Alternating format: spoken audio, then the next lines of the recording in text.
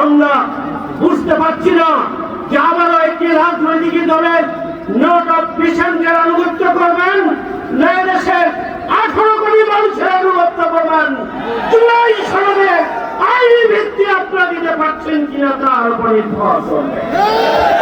এই জন্য আমরা আজকের এই সমাবেশ থেকে আমরা স্পষ্ট ভাষায় বলতে চাই, জুলাই সনদকে আপনাদেরকে আইনি কাঠামো দিতে হবে, প্রয়োজন হলে গণভোট দিতে হবে, প্রয়োজন হলে আপনারা এদেশের জনগণের ম্যান্ডেট নিয়েই জুলাই সনদের আইনি ভিত্তি নিশ্চিত করবেন। কোন বিশেষ রাজনৈতিক দলের আনুগত্য করবেন না। যদি করেন তাহলে আপনারা আন্দোলন দেখেছেন, জামাত ইসলামী, ইসলামী ছাত্র শিবির 18 কোটি মানুষকে নিয়ে যদি রাজপথে নিয়ে যায় তাহলে ওই জমানায় আপনারা কেউ থাকতে পারবেন না।